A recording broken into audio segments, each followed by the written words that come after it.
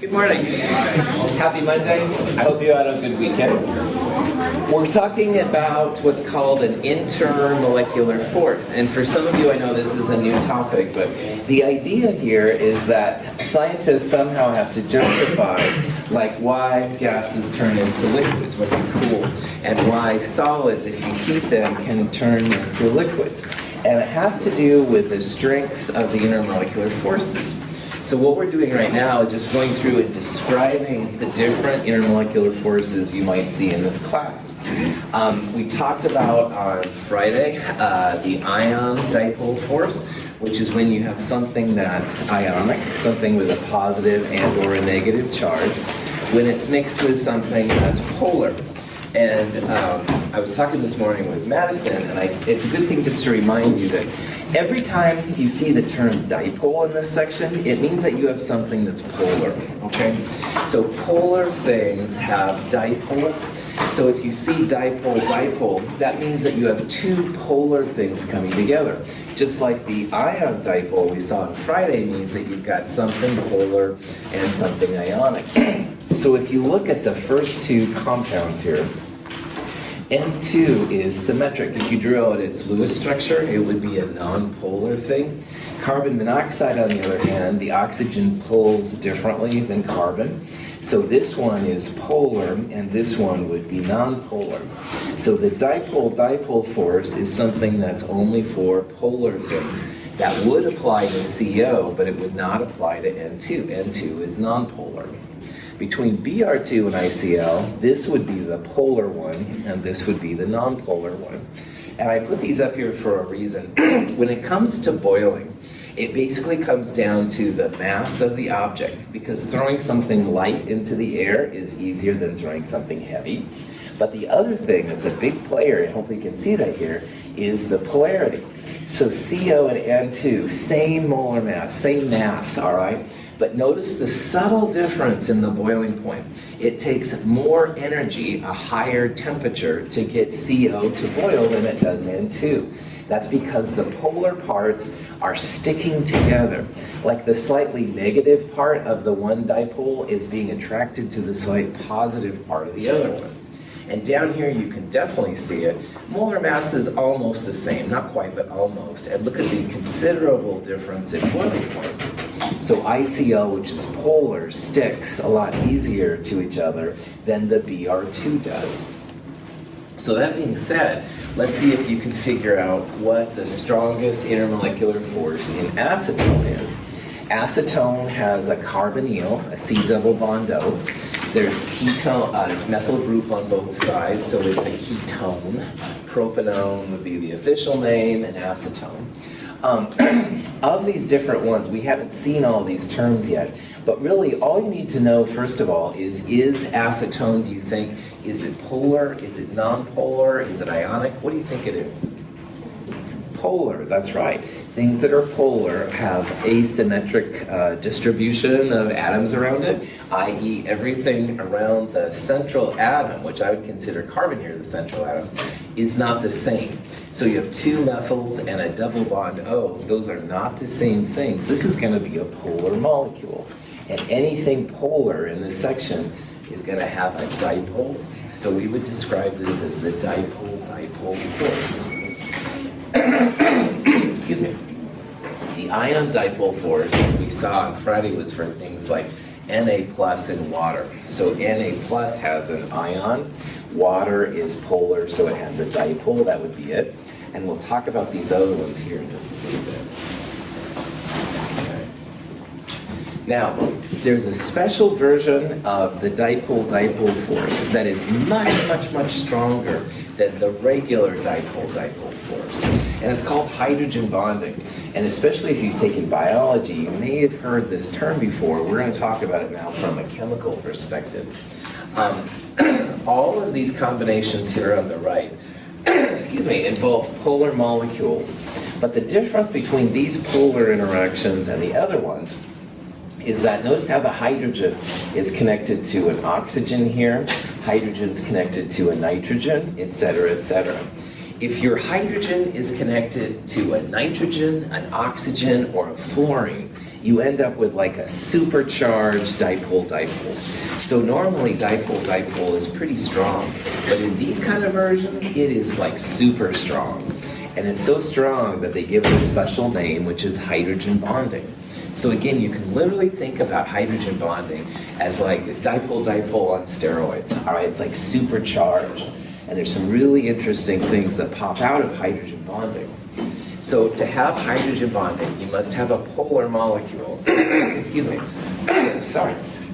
And the hydrogens must be connected to an oxygen, a nitrogen, or a fluorine. So let's say that we had, if we had, which of the following should exhibit hydrogen bonding, all right? And what you want to do for a problem like this is you want to look for a hydrogen connected to a fluorine, an oxygen, or a nitrogen. Is hydrogen here connected to a nitrogen, oxygen, or fluorine? Yeah. Yes. Absolutely, yeah. It's only connected to F. So there's one that's definitely going to be doing it. Now, this thing has hydrogens, but are there any FNs or Os? No. No. All right, so this one wouldn't have it. Now, this one right here, this is an ether.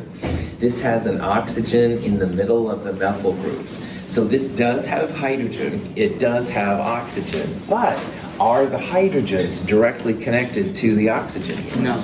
No, well done. This has a carbon, oxygen, carbon middle part. That's what the ethers are. So ethers, this kind of compound, do not. These hydrogens are connected to the carbon. You can write out a Lewis structure if you'd like, and you'll see it.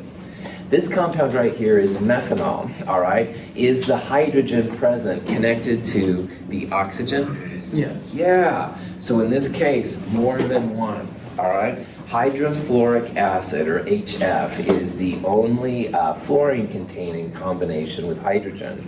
But we're going to see there's a lot of oxygen and nitrogen-containing compounds that do have it.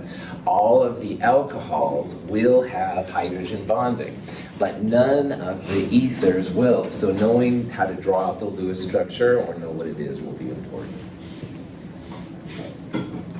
Ice is held together as a solid by hydrogen bonds. When ice melts to liquid water, the regular, relatively open structure of ice collapses. Liquid water can be more efficiently packed and denser than ice. We're going to see in this section how water has a lot of really fascinating properties. I almost want to say magical, but I'm trying to cut down my magic use these days.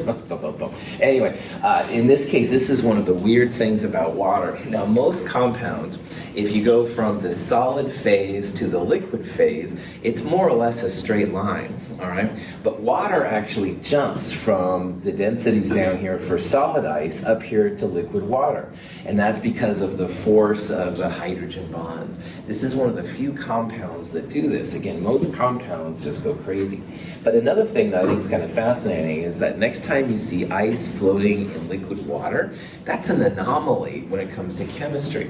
Most compounds, the density of the solid phase is greater than the density of the liquid phase. So if we had like liquid iron and we put solid iron in it, all right, the solid iron would go to the bottom. It wouldn't float on top of the water. Yeah, water is one of the few places where the solid phase is actually less dense, or is actually less dense than the liquid phase. So next time you see an ice cube on water, do realize that's kind of a strange thing. Joseph, we also have paper towels down here if you need them, man. Or yeah, these things happen. It's a Monday. Questions? A plot of the boiling points of the group 6A hydrogen compounds shows a trend. Based on this trend, we would expect the boiling point of water to be here. In reality, H2O's boiling point is much higher. This is a consequence of water's stronger hydrogen bonds. Now this part is, I think, really cool. This is a plot of boiling points of these compounds. And we're looking here at the chalcogens, the group 6A nonmetals, all right? And H2TE, H2SE, H2S. So earlier I said how, more or less the boiling points, melting points, they depend on the molar mass, how heavy they are, and it also depends on the polarity.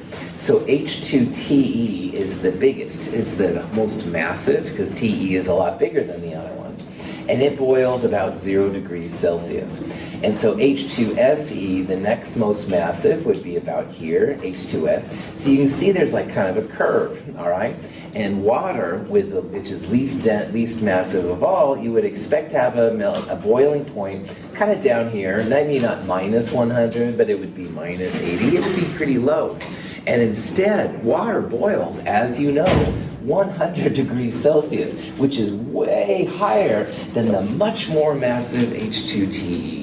This is a direct result of these hydrogen bonds. This has the OH connected to other OHs on other molecules. So water sticks to itself very, very strong. This is an intermolecular force based on polarity, but it's also an intermolecular force based on the fact that your hydrogen is connected to O, N, or F. You're going to see this almost like supercharged version of the dipole-dipole. So again, we would expect the boiling point of water to be down here. It's actually up here, way above the other ones, hydrogen bonding. Are hydrogen bonds always going to be polar then? Yes, that's right. It'll always be polar, that's right. And it's only for if hydrogen is connected to O, F, or N. Hydrogen, if it's connected to chlorine or carbon or anything else, it'll just be regular dipole-dipole. Here's a graph that shows some other compounds, and you see the same kind of phenomena. So just a second ago, we looked at this group right here. So this is H2S. You'd expect water to be down here, and actually it's 100 degrees Celsius. But like we said earlier, you have hydrogen bonding when your hydrogen is connected to oxygen, fluorine, or nitrogen. So HI, HBr, HCl, you can see there's kind of a curve going down, and HF is actually quite a bit higher. It's a liquid, usually at room temperature. Here's the group 5 group. Here's antimony, arsenic, phosphorus. So you'd expect NH3 to be down here, and it's actually quite a bit higher than the other ones. However, if you go to group 4, all right, which doesn't experience hydrogen bonding, SNH4, GEH4, SiH4, you don't see a spike for CH4. CH4 is actually the less. Now these are all non-polar, all right, but you do see this kind of trend would exist. And so you'd think that all of these things would kind of go down like that, but they all go up because of the hydrogen bonding. So hydrogen bonding is cool. DNA is composed of 2 sugar phosphate chains that are oriented in opposite directions. This orientation permits complementary base pairs to be connected by hydrogen bonds. Hydrogen bonds are responsible for the helical shape of the molecule. Our DNA has helical bonds inside it, and if you look at a picture like this, these little dotted lines are literally hydrogen bonds. So hydrogen bonds keep our DNA together. I thought this was kind of cool. In 2013, there was a paper published, and these little lines right here are actual hydrogen bonds. It was a different molecule, not DNA, but they could actually see them and stuff. They were using a type of an X-ray fluorescence kind of thing, as I understand. But anyway, it's kind of cool. It is a real phenomenon, and it's so important because it makes our water boil a lot harder than it would be. It keeps our DNA together, which is good for life. So, yeah, hydrogen bonds in water. Okay. However, there's more than just hydrogen bonded things and polar things. There's a lot of non-polar things as well. And what we're going to tackle first is just something that the fish need every day. And I love the fish. Keeping fish-friendly things is part of my world. But anyway, how do the fish get oxygen to breathe? Because oxygen is needed by the fish just like it's needed by us. And why I find that kind of interesting is that oxygen is non-polar. All right, it's a symmetric molecule. All right, oxygens are pulling equal and opposite. And normally, you'd think that a non-polar species couldn't get into polar water. So the oxygen has to somehow get through the water barrier and down to the fish so their gills can use it, stuff like that. And the rationale that's used to get oxygen to the water is that something non-polar can have a dipole induced on it. So this is oxygen by itself, non-polar. There's no partial positive, partial negative things. But if something comes over, especially like water, which is very polar, it can push the electrons around. And so it ends up making a slight positive part and a slight negative part on something which doesn't normally have a dipole at all. And this type of thing is what they rationalize as how oxygen gets into the water, as well as some nitrogen and other kinds of things. On average, the electron cloud of an O2 molecule is distributed symmetrically across the molecule. The molecule is not polar.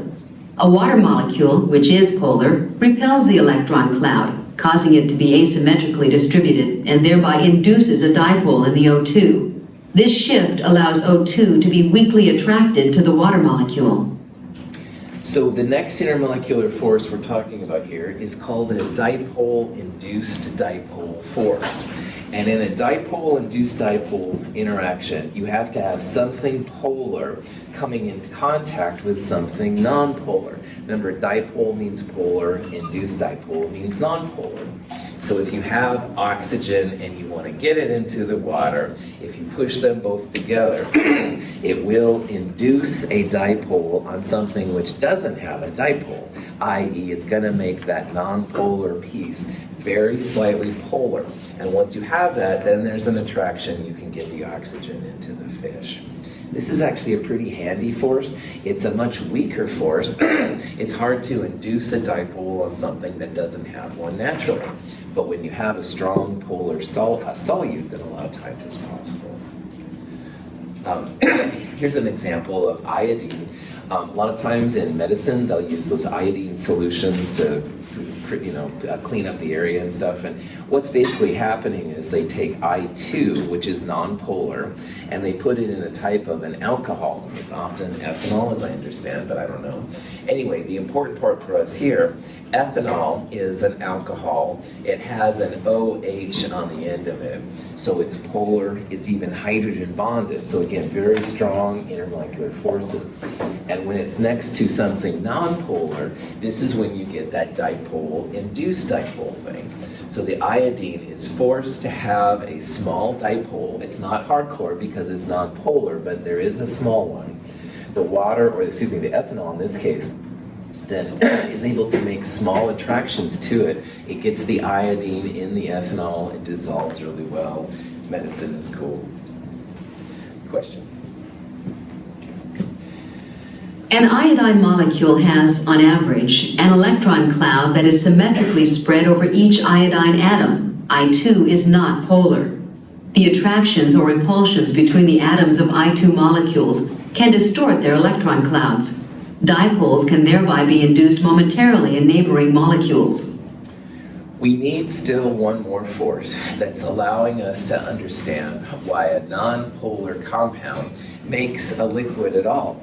So for example, bromine, all right, Br2 is a gas, but it's most commonly seen as a liquid if you look on the periodic table. So the reason that bromine forms a liquid at all is that if you have two nonpolar species next to each other and the temperature gets cold enough, they start to induce dipoles on each other, all right? Dipoles, again, is what allows the kind of stickiness to happen. Gases have no intermolecular forces at all. They're like random things, but they have more energy. And as you start cooling it down, the energy is no longer able to overcome these slight forces, which is what happens when two nonpolar species come together. So an induced dipole force, and you can call it ID, which is what I do. It's also known as London dispersion, another name for it, is the force that's used to rationalize why nonpolar compounds form liquids and gas and solids at all right? Because it's a small force, they start sticking together, and then you have liquids and solids form. This is the weakest of all the forces because nonpolar things don't by default have polar parts at all. So you have to induce it on both of them. It's like they're forced to squeeze together finally, and then they start to make these dipoles as the electrons shift around. So all of these things we've seen so far, ion dipole, dipole-dipole with the superhydrogen bonding, dipole-induced dipole, and finally now induced dipole-induced dipole. These are all used to rationalize why gases form liquids and solids at all right? Liquids and solids have these intermolecular forces working on them, while gases do not. And hopefully you can see how some of them are more likely to be stronger, hold on a little tighter than the other ones. Yeah. So technically, everything around us is polar at one point. Well, I wouldn't go that far. The non-polar things, which there's plenty of them, all right, they can have a dipole induced on them. So on that level, I could rationalize. But there's another one too, Dimitri, the ionic bonds, and those guys have their own polarity, if you will, built into them. But with those exceptions, I do like what you said. I really do. I just have to be. Yeah. So something like non-polar molecule that had a positive and negative, but they equally pull to make it non-polar. When you put one of them, they cause polarity by pulling on each other. Yeah. So you could have like CCl4, and the Cls pull a lot more around than the carbon does. And honestly, that would be easier to make an induced dipole than like H2, all right? Because H2 would be totally symmetric. So those kind of rationales, you bet, can be used. We're going to look at a little bit simpler, and just if you have a non-polar thing, we'll assume that it's got this force, which is weaker than the other ones. Good comment. So I'm guessing that ID would be the lowest boiling point. That's right. And remember too, Dimitri, that boiling points, it's more than just the intermolecular forces. It's also about molar mass, all right? But hydrogen, or helium even better, are super low boiling points because it's hard to get this force to work on them at all. Yeah. Cool. In the flask is solid iodine. In the test tube is ice. When we heat the iodine, its weak induced dipole forces are overcome, and the iodine sublimes into the gas phase. The gas recondenses as a crystalline solid on the cold test tube. We've been talking a lot about solids going to liquids, liquids to gases, and the opposite. But I do want to point out that not all compounds do this. This is a process called sublimation, and this is used sometimes when you have an impure iodine. And what you can do is you can heat the impure iodine in the bottom. The purple is the characteristic color of iodine. And what happens is the solid turns instantly to a gas. And there's some compounds that do this, and it's called sublimation. Dry ice, CO2 solid, is another example of a compound that goes directly to a gas. And so on this cold finger, which I always like saying that, which is nothing more than a test tube with ice in it, by the way. But anyway, the cold finger then makes the iodine gas re-solidified. It's called deposition into a solid. This is another process that can happen. We'll talk more about the phases. But anyway, this is something with iodine that's pretty easy. Pretty weak forces, non-polar, induced dipole. So it doesn't take a lot of heat to make them go into the gas phase, and then it's pretty easy to re-solidify them right there. All right, if you have a bunch of non-polar pieces, the molar mass does play a factor and stuff. If you have a higher molar mass, you have a larger induced dipole. Look at especially this group right here. We have, these are the noble gases, helium down to xenon. Xenon is biggest, all right? All of these are non-polar, all right? But the boiling point does depend on the mass as well. So xenon has a higher boiling point than helium does. And I would rationalize that helium, which is probably the most non-polar of all, it's very, very, very weak induced dipole forces, all right? So nothing's holding on to it. It's easy to get into a gas. On the other hand, xenon is bigger. It's easier to induce a dipole on it, so it takes a little bit more energy, i.e. we have to raise the boiling point up a little bit more. We see the same kind of phenomena over here. So with non-polar pieces, generally the induced dipole force gets bigger as the molar mass gets bigger too. So out of these different compounds, which one would you expect to have the highest boiling point? And again, highest boiling point comes down to two things, the intermolecular force and the molar mass. What is the intermolecular force working on all of those? Induced.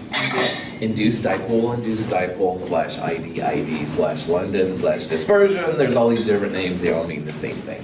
They're all nonpolar, all right? So in this case then, if they're all nonpolar, the largest molar mass should have the highest boiling point, and xenon is largest on the periodic table. And again, to figure that out, just literally go to the periodic table and look at the different numbers. So 131 xenon is a lot bigger than neon at 10 and stuff like that. Neon at 20, sorry. So this is kind of an overview of the forces we've seen so far. On Friday, we saw ion-dipole. Today, we've seen dipole-dipole and its supercharged hydrogen bonding version. And then dipole-induced dipole is down here. And then dispersion, which is also known as induced dipole, is the weakest of all. Ion dipole is when you have something ionic around something that's polar. So a lot of times, like sodium chloride dissolving in water is a good example.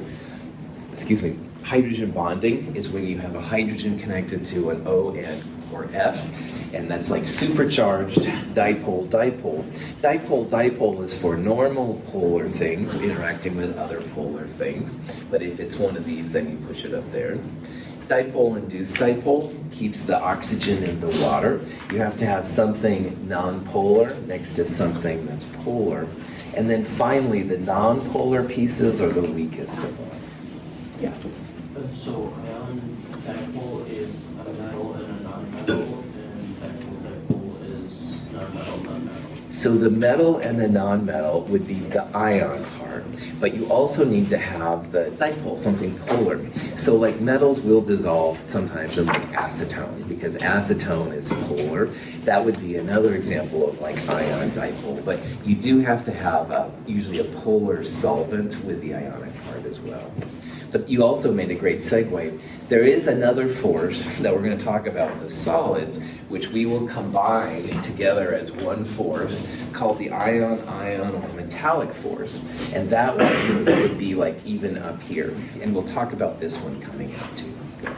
In lab this week, we're going to talk more about the metallic force and some of the things you can do with it. So, yeah.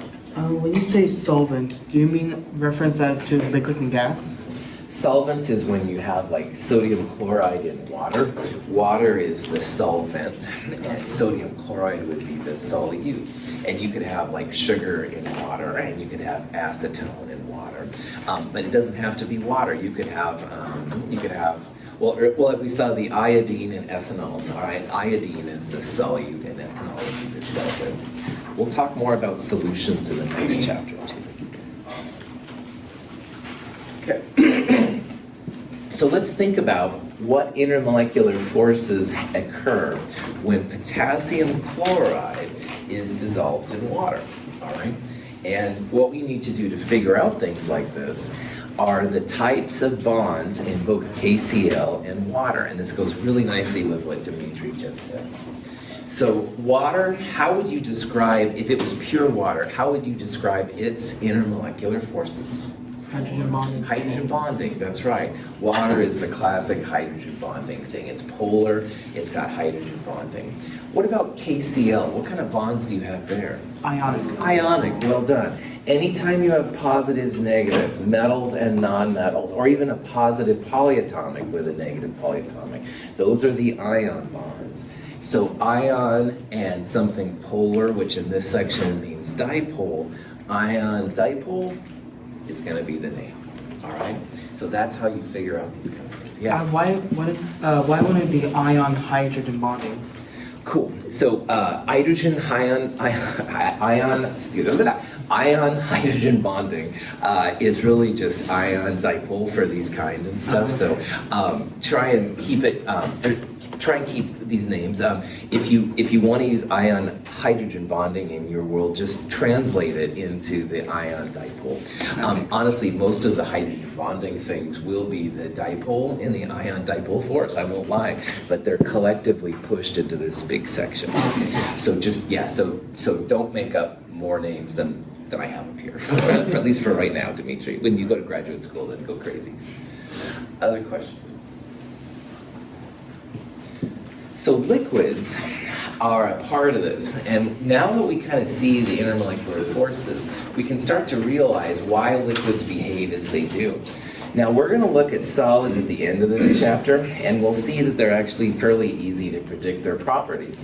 And gases, which we went through in the last section, are also pretty chill. But liquids are weird. Nice science word. They're unusual compared to the other ones. So these are just the properties of liquids. Again, as long as you're above 0 Kelvin, they're always moving. They're going to have really strong intermolecular forces. Gases have no intermolecular forces working on them. It can be water, gaseous, and you'd say no intermolecular forces, no hydrogen bonding even. It's only for liquids and solids that the ion forces pop up. Liquids are held tighter than the gases, so they're closer together.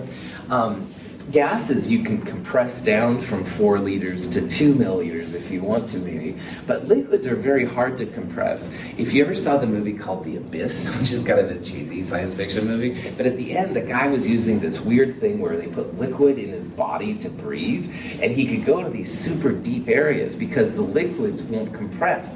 If you have gas in your lungs, the lungs will compress and you'd be choked. But in theory, if you had this, anyway, okay, so that's maybe a prof out off kind of thing, but anyway, just realize that liquids, it's hard to make 3 milliliters into 2 milliliters. All right, it's very, very difficult.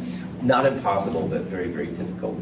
And also, liquids have set volume, like they don't fill the container. According to the kinetic molecular theory, the molecules of a solid are locked in place, though they have motion. Molecules of a liquid are closely associated with each other, but move relative to one another. Molecules of a gas move independently and occupy a much larger volume than those of a corresponding liquid or solid. So again, remember that with gases, no intermolecular forces. Solids have very strong intermolecular forces we'll talk about later, and we're going to focus here on liquids, and then eventually we'll see how to go from a liquid to a gas and vice versa. Now, evaporation and condensation are probably names you've heard before, but if you haven't, evaporation is the process of taking a liquid and turning it into a gas. On the other hand, condensation is taking a gas or a vapor and turning it into a liquid. And evaporation is always endothermic. It always takes energy to turn your liquid into a gas, because in the liquids, you've got those intermolecular forces, and you have to break those forces to make the gases. Now again, you're not taking H2O liquid and turning it into like H plus and OH minus. That's not what's happening here. What you're doing on the liquid side is water has these hydrogen bonds, water molecules sticking together, and as you add energy to turn it into a gas, those intermolecular forces are broken. Now there's no intermolecular forces happening over here. So normally, boiling does not break chemical bonds, all right? It breaks the intermolecular forces, but it doesn't break the bonds. On the other hand, if you have a gas and you let it cool down, the energy is slowly being sucked away from the molecules, and they start to reform these intermolecular forces. And in the process, the energy of the molecules goes down, but you actually then have energy removed, or it's actually let off as exothermic. So another thing you might put in your notes here is that going from liquid to gas is endothermic. It's always going to take energy because you have to break those intermolecular forces. On the other hand, if you go gases to liquids, it's always exothermic. The energy of the individual molecules is removed and it's released into the system. So condensation, exothermic, evaporation, endothermic. Along the liquid-gas barrier, though, you have a little bit of difference in what the molecules are doing.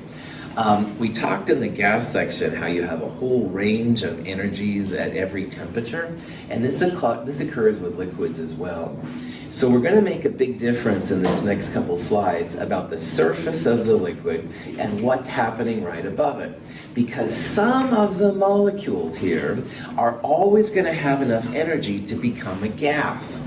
There's going to be a few molecules kind of with enough energy to break their intermolecular forces and form a slight gas phase over the liquid. This vapor here is sometimes seen then as a vapor pressure. So a vapor pressure is actually just a little bit of gas over a liquid. And all liquids will have that, all right? Isabel's coffee or whatever you're drinking, I don't have to know. But anyway, whatever it is, there's going to be a little bit of gas over the liquid. And it's for everything. It's water and coffee and everything. Again, breaking those intermolecular forces is going to need some energy. But again, there's a range of energies you're going to see. Molecules of a liquid have a range of kinetic energies. Some have enough energy to overcome intermolecular forces.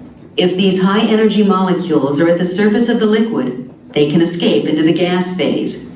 This is an endothermic process. Now, if Isabel or any of you had your caps off your liquid containers and you let it sit around for a long time, probably more than a day, eventually all of the liquid would go away because those molecules inside are absorbing the energy, they're getting enough energy to break through the liquid part, and eventually it all goes away. You see this at the beach on a warm day pretty easy. If you let like seawater sit out, you'll see the water go away. We're going to see though there's a big difference if you have a cap on it, which is what we'll talk about next after this, sorry. Anyway, these slides show, sorry, I'm such a bad. These slides are similar to what we saw for the gas phase chapter earlier, and we're seeing a cold temperature and a warm temperature. But a new part on this slide now is this dotted line. And let's say that this dotted line represents the energy required to turn a liquid into a gas. So at lower temperatures, let's say 20 degrees for water, all right? I'm just making these temperatures up, but let's say it was 20 degrees. Most of the water will be a liquid because until it passes through this dotted line, you're going to have just liquid. But at every temperature, you're going to have some of those molecules that are supercharged. I call them fast and the furious molecules in the gas. They were driving really fast on the highway. Well, all temperatures have some of those fast and furious molecules able to get to the gas phase.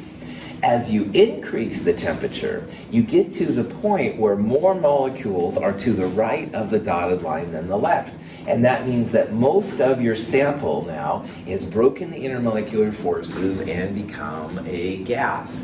So the boiling point is something we're going to define as when you have enough molecules that most of them anyway can start to get into the gas phase. But do realize, even at the colder temperatures, some of them are going to be gases.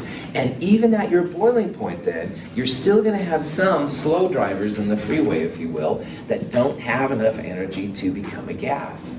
So we're seeing here kind of a group phenomenon, all right? And as you increase the temperature, more molecules have enough energy to go into the gas phase. But even at the colder temperatures, some of them will. This is when, if you have like a cap on your drink, and if I look around, like everybody here, for rational reasons, has a cap on their drink because you don't want the stuff to change, you don't want the stuff to evaporate. And if you have a cap on something, you have a measurable vapor pressure. And remember, vapor pressure is just the gas over the liquid. And all liquids, even at colder temperatures, will have some molecules with enough energy to get to the gas phase. Now, some of these molecules in the gas phase are going to go back down to the liquid. So evaporation is liquid to gas. Condensation is gas back to liquid. If you put a cap on your container, then the rates, the speeds of both of those processes is going to be the same, and you won't lose your drink. But you do have a pressure over that. In a closed container, molecules move back and forth between the liquid and gas phases. If the rates of crossover are equivalent, the overall amount of substance in each phase remains constant. The system is said to be in a state of dynamic equilibrium. So possibly this morning, I've given you two things to think about, which are kind of cool. First of all is that, ice floats on liquid water, because that shouldn't happen. Water is kind of a freak of nature, but thank heavens it's there. The other thing is that if you have a liquid, always, you're going to have a little bit of gas over it. And the gas is literally just the liquid molecules with enough energy to get up. Colder temperatures, less gas. Warmer temperatures, a lot more gas. We'll see the effects of that here coming up. The liquid in the butane lighter is in dynamic equilibrium with the gaseous butane, which has a vapor pressure of about 2.4 atmospheres. When the valve is opened, butane gas escapes from the lighter. The system goes out of equilibrium, and liquid butane rapidly evaporates into the gas phase. When the valve is closed, the system quickly comes to equilibrium again, with the pressure of the butane vapor equal to 2.4 atmospheres. Cigarette lighters used for more than just cigarettes, I'm sure, rock concerts, yeah, whatever. Anyway, for whatever reason, if you ever use a cigarette lighter, butane is the liquid inside, and when you strike the lighter, it opens it up and the stuff comes out. But the gas part, the vapor pressure over the liquid butane, is the first part to come out. That's what creates the cool flame that you use when your band is on stage or whatever. Anyway, I'm getting too excited here. Anyway, after a while, your cigarette lighter doesn't seem to work. But if you let it sit once in a while and you try it again a few minutes later, like it all of a sudden comes back, you can reestablish sometimes the equilibrium, even though it looks like there's nothing there. So this is all another example of equilibrium. So that cigarette lighter, man, it really revolves around the fact that you do have gaseous butane over it. The gas is what's coming out. If you strike it, it creates a little bit of a flame. This is a combustion reaction, stuff like that. But what's important here, it's that gas over the liquid, which is actually causing the cigarette lighter to happen. As heat is added to a beaker of water, the vapor pressure of the water increases, thereby increasing the rate of evaporation. If enough heat is added, the vapor pressure of the water equals the atmospheric pressure. At this point, large bubbles of vapor begin to form in the liquid, and the liquid boils. So this is normal water, and we're heating it up. And what we're going to see is that the amount of gas over the liquid, the vapor pressure over the liquid, increases as heat goes up because we're adding more energy and more molecules are able to escape. Finally, though, the vapor pressure, which is what this curve is right here, this is called the vapor pressure curve. The vapor pressure eventually equals the atmospheric pressure, the pressure in the room. And when that happens, that's truly when boiling occurs. So boiling is when the vapor pressure equals your external pressure. And usually, for most conditions, that's around 1 atmosphere. But in theory, if you lower your outside pressure, you might be able to have stuff boil at different temperatures. And we'll see that too. So the important part of this slide is that this vapor pressure increases with temperature. You keep heating it up, you've got more pressure, more molecules of gas over your liquid. And finally, when the vapor pressure equals your external pressure, that's when boiling happens. Forget her, I can cook. Here we go, mac and cheese. Boil water? What am I, a chemist? What am I? A chemist? Boiling water. Okay. Couldn't resist. So boiling water is important not only for American Dad, sorry for the bad reference once again, but anyway, you don't have to be a chemist to boil water. You should be good. But there's some fun things you can do. In the flask is water heated to about 55 degrees Celsius, well below water's normal boiling point. We use a device to evacuate the air from the flask. The water boils, though its temperature remains at around 55 degrees. Sometimes in kids' magic tricks, science magic trick things, they'll say, I can make water boil at lower temperatures. And they're like, no way. But here's the trick. If you lower the external pressure, then the vapor pressure doesn't have to get as high as it would if you had normal atmospheric pressure. So in this example, this round bottom flask, they hooked up to a vacuum, they lowered the external pressure, and water started boiling much lower than 50 degrees.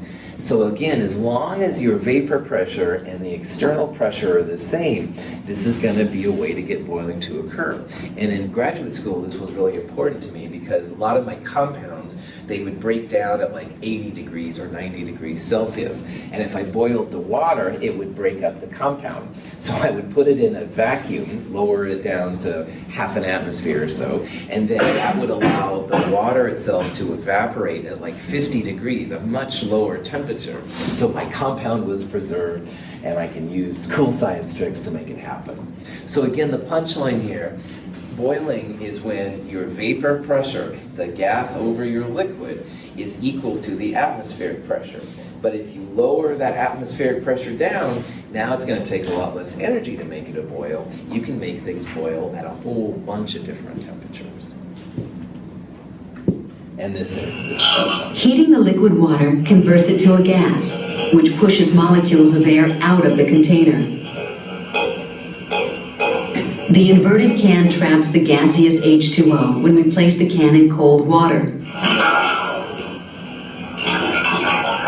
The temperature change converts the gaseous water into liquid water, which occupies a much smaller volume. The can is crushed by the pressure of the atmosphere. This is another chemical crowd pleaser, we'll say, but here's the idea. You take a regular can and you put just a little bit of water, liquid water in it, and you heat it up under a Bunsen burner so the liquid water inside is turned into a gas. So all of the liquid has boiled, it's now a vapor. Anyway, then if you cool it really quickly by putting it in cold water, all of that liquid vapor, gaseous vapor, is turned into a liquid. So it creates a really small pressure inside, and the outside pressure squishes the can. You can see the results. It's pretty crazy. And this has huge effects on industry because this is one of those tanker trailer cars that you see being pulled by trains. And what will happen is it's empty, which means a little bit of liquid inside. Someone will like clean the outside and stuff with cold water. All of a sudden that inside vapor, which was still there, is turned into a liquid. Your thing is crushed. Oh man, there's quite a few examples of this on the internet, man. So if you're ever cleaning your cars, I would use warmer water, not colder water. Yeah, please, you had a question. So in our lab last week, we vaporized the alcohol or something, and then we ran it under cold water to speed up the process. Why did that happen to us? We had a valve, and the valve, and you'd let it sit a little bit outside of the water, and water at 100 versus room temperature at 20, as long as you don't do it instantly. Glass is also pretty intense, like it's harder to compress. The metals can be compressed a little bit easier. Really good question. So yeah, if that would have happened, that would have ruined our experience. So pressure like this happens when a sudden change of temperature happens, right? Yeah. In this case, what happened is the gas inside was turned instantly to a liquid. Liquids don't have the pressure that the gas does, so the outside pressure then squished these in. And yeah, if this would have happened in our lab, we would have been in trouble. So thankfully, glass is more robust and stuff. We were using like a fancier kind of glass. Here's 3 different solvents, possible solvents: diethyl ether, ethanol, and water. And the red, green, and blue curves, these are vapor pressure curves. Now notice that all 3 of the curves increase as your temperature goes up, all right? And that makes sense because as temperature goes up, the amount of gas over the liquid value will go up. And finally up here, this dotted line, this is 1 atmosphere of pressure. And when the vapor pressure curve hits this point, this is what they call the normal boiling point for a liquid. All right, we're getting to the point now where you can see, for example, like water, everybody quotes 100 degrees, but if we wanted to, we could lower the pressure, make it boil at 50 degrees. So the normal boiling point is the temperature at which the liquid boils when the external pressure is 1 atmosphere. And that's the normal boiling points and stuff that people use. But once in a while, you can, of course, change the external pressure, having different boiling points. Those would be just regular boiling points. The normal boiling point is when you're at 100. Notice here that diethyl ether is the lowest boiling point, ethanol is between, and water is highest. So these curves, these red, green, and blue curves are all vapor pressure curves. They're increasing as the temperature gets bigger. When the vapor pressure, i.e. the red curve here for diethyl ether, equals the external pressure, which in this case is the dotted line, that's when the boiling point occurs. The normal boiling point then is literally defined as having a pressure of 1 atmosphere. If you're on Mount Everest, you won't use these boiling points for your solvents. All right, you'd have other kind of boiling points. And the reason for that is you're no longer at 1 atmosphere. You're about half of an atmosphere, if I remember right. So this normal boiling point, water's boiling point of 100 is officially artificial. It depends on the pressure. But because most of the time in the United States, that one atmosphere is the external, that's why people always quote water as having a boiling point of 100. But in Colorado, in Denver, the Mile High City, you would have a much lower boiling point because this dotted line, the pressure of Denver, would be lower than that. So you're going to change the points. Also notice here how the effect of the intermolecular forces is good. Diethyl ether we saw earlier was polar, and that's the weakest with dipole-dipole. Ethanol is hydrogen bonded, that OH right there is strong, but water even has 2 OH sites. So water is like supercharged hydrogen bonding. It's actually the strongest of all 3. We'll talk about this one more in problem set 5, but it's kind of cool to think about. All right, have a great day. I'll see you tomorrow or Wednesday.